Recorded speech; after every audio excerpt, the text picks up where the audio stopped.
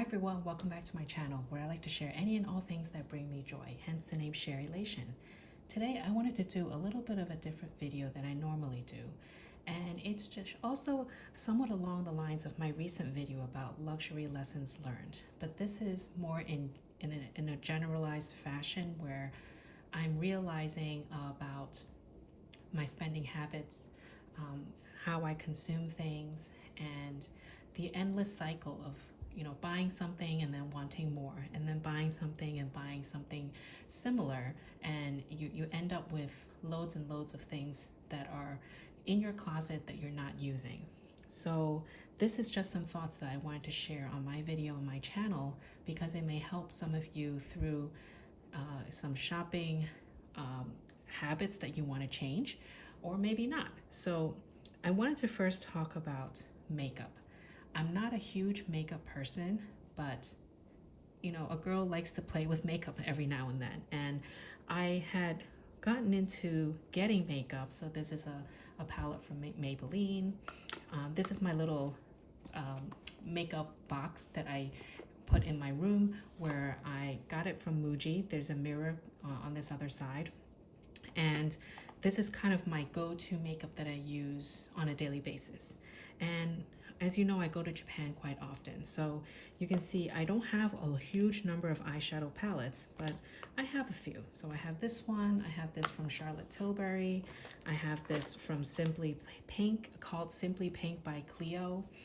I have some Muji palettes here, and I don't use it so often that I need such a huge range of variety. Now this is really small compared to other people's collections, and everyone is different. So you do you if you really love makeup and you like to indulge yourself in getting different palettes and the new ones coming out every season. What I've realized is it takes a while to use something up.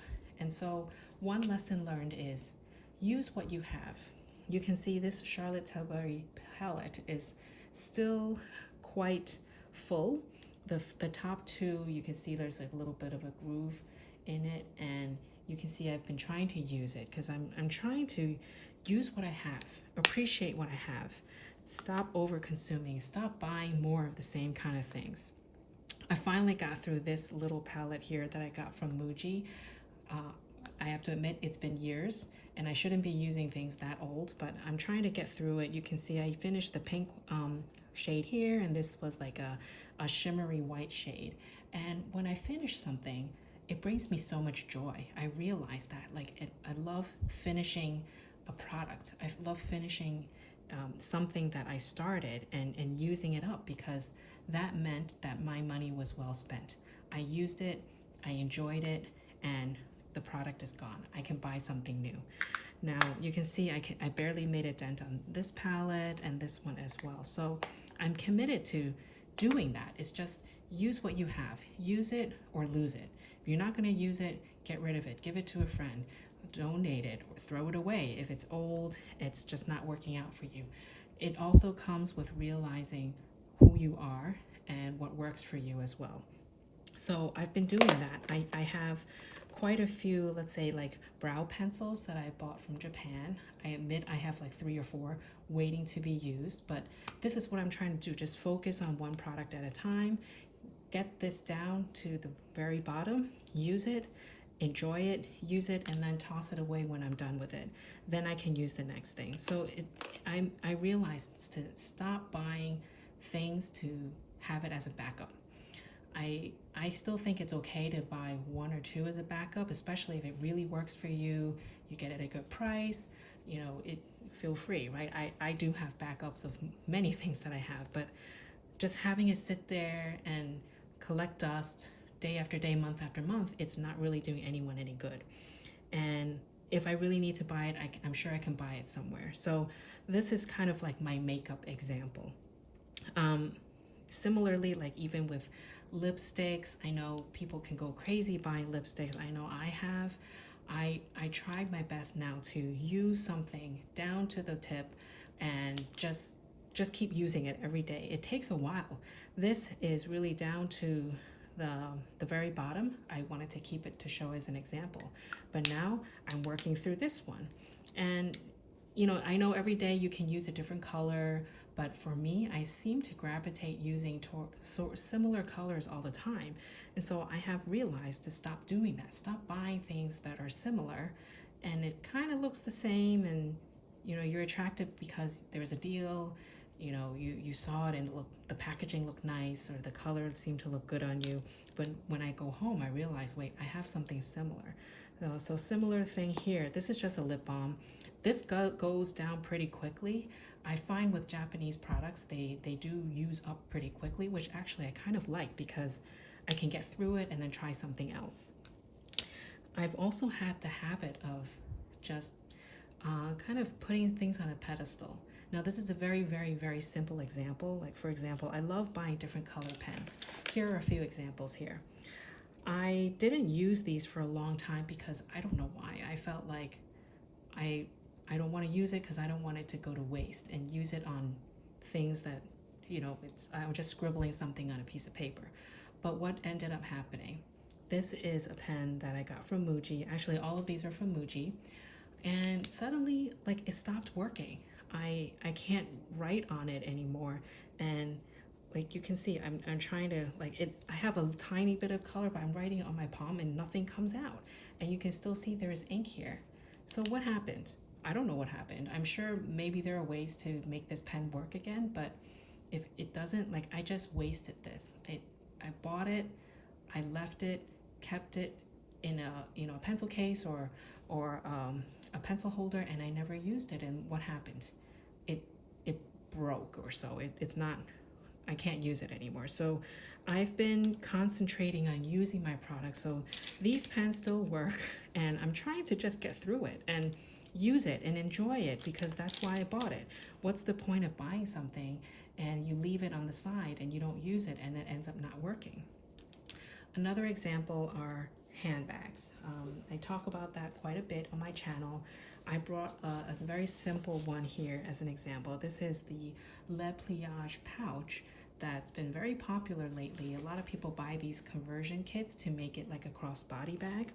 And lately, like, I've noticed, like, it's a tiny bit of a stain here, because I use it when sometimes it's raining. And there's a little bit of corner wear over here and over here. Now, I'm not really bothered by it because this said something to me. This showed that I use this enough to get this kind of wear and tear on the bag. You can argue some items are just not as durable, and therefore there is that wear and tear, but I see it that way sometimes as well. But I do see that, I use this item, I'm enjoying it, I'm using it for its potential, right? You bought this for a reason. You bought it to use, not to put it on a pedestal and not to just stare at it and look at it because it's pretty. It's made for a reason, and you bought it for a reason. I did notice, like, a little bit of a splitting on the glazing here on this end of the bag or the pouch over here. Actually, all ends. I think it might be normal. Like, you can see it started to expand that little crack here, but I mean, you just also have to be careful with your items. And what's the worst case? I use it so much that it completely falls apart. Then I just buy another one. If this is something that really worked for me and I really liked it and really enjoyed it. It just proves that my money went to good use. I bought it, I spent money on it, and I used it, so it was well worth the spend. Similarly, sometimes I have clothes and shoes that I just feel like, oh, it's not special enough of an occasion to wear. Now, this is also a very simple example. I have this top from J. Crew that I found really works for me. It's a very simple white top. It's an eyelet print on top, and it kind of has like a flowy body to it, because I don't really like to wear clingy things. And when I wear this, I feel comfortable, I feel confident.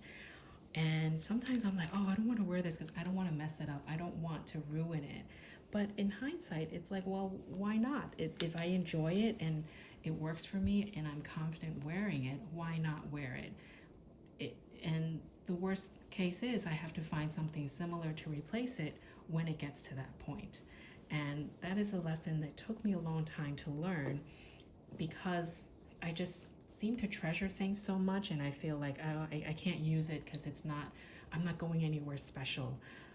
Every day is a special day, right? And you deserve to wear and use everything that you like and that you love and that you're comfortable in and you're confident in.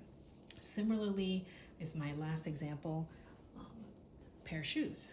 I bought these Veja sneakers. These are the Veja Campo sneakers, and I've been wearing this quite consistently. I try to keep it very clean because they're white, right? And it can get dirty easily. And you can see on the sides, I already did some damage to get it a little dirty, but I'm using it. I'm enjoying it. For a moment, I thought, maybe I should get another pair, because I've seen people wear this pair, but with all kind of like an all white look, and I really liked it, and I had to stop myself. Stop buying the same things. Use what you have. This is close enough to an all white sneaker. You don't really need it. You have other shoes, you have other options, and stop over consuming, because I end up doing that sometimes, and I don't know if you do as well. I'd love to know in the comments below if you do that. When I find that something works for me, I tend to load up on that. Let me find another brand with an all-white sneaker look. Like Kohan. I actually recently bought a pair that is all white from Kohan. But I realized, then you accumulate and accumulate more and more, and you never get to use your things. And it starts to bother me. Maybe it comes with age. Maybe it comes with just learning these lessons that I want to use something and use it to its full potential before investing in something else.